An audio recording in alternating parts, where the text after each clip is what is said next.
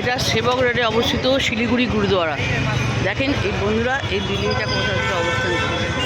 আমি ধীরে ধীরে এগোই।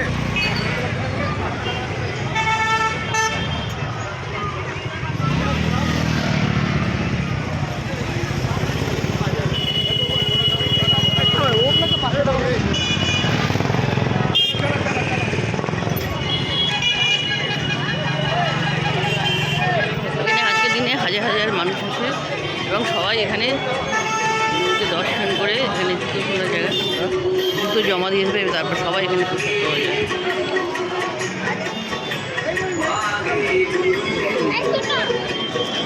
জানি না ভেতরে সামনের থেকেই দেখলাম, ভিতরে আছে হোটেল জানা।